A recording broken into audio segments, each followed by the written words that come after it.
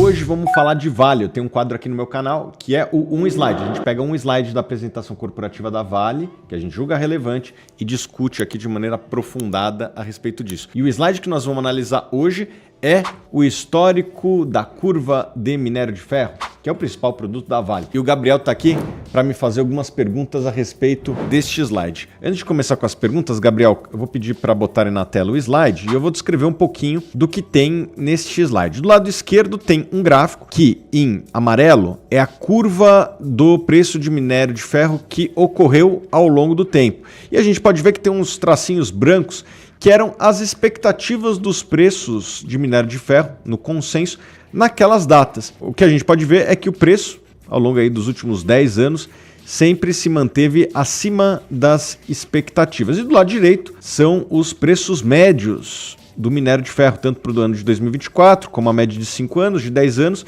e o que a curva está precificando hoje. Vamos lá, Gabriel.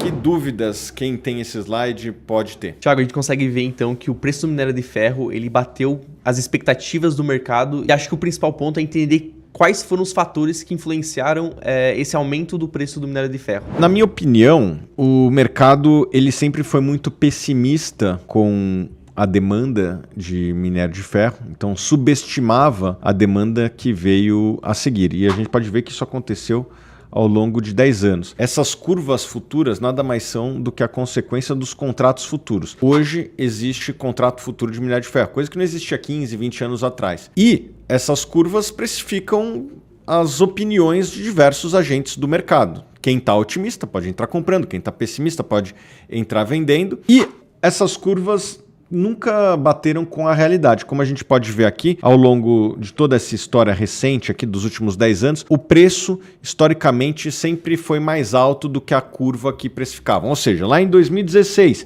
precificavam uma leve queda do preço de minério de ferro nos próximos 12, 24 meses. O que se viu? Uma leve alta. E assim sucessivamente. Em nenhum dos anos a expectativa pessimista, que é o que estava precificado na curva, se materializou. Na minha opinião, porque o mercado era pessimista com relação à demanda e a demanda veio forte ao longo desses 10 anos, ou pelo menos acima da demanda que o mercado precificava.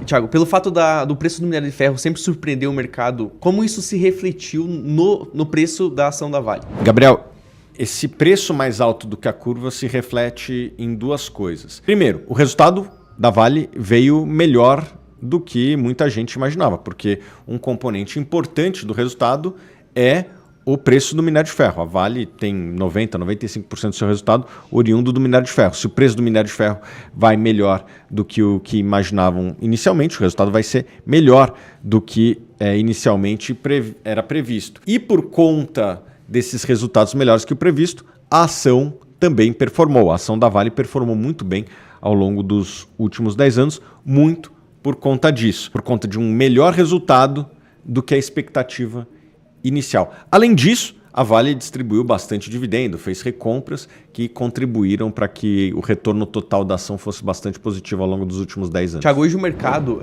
coloca o preço de longo prazo do minério de ferro num patamar bem inferior à média dos últimos períodos, igual colocado no slide. O que você acha sobre essas expectativas? Bom, Gabriel, eu costumo fazer as contas aqui muito baseado na média de 10 anos. E hoje a média de 10 anos é bastante superior à curva futura. Inclusive, lá atrás, quando o preço do minério estava baixo, eu também trabalhava com a curva de 10 anos e quando o minério estava alto, como ali em 2022, eu também acreditava que em algum momento ia voltar à média. Eu acredito muito nisso, né, na regressão à média. Eu acredito que essa é uma das forças mais relevantes nas finanças, né? Nada é bom que dure para sempre, porque se for muito bom, vai atrair novos entrantes, no caso do minério de ferro, e se estiver muito ruim, o que vai acontecer? Algumas unidades produtoras de minério de ferro vão fechar. A gente já viu isso acontecer lá em 2016. A China chegou a fechar 90% da sua produção de minério de ferro, porque o preço de minério estava tão baixo que estava várias mineradoras operando no prejuízo e ninguém aguenta operar no prejuízo durante muito tempo. O que acontece? Fecham as unidades.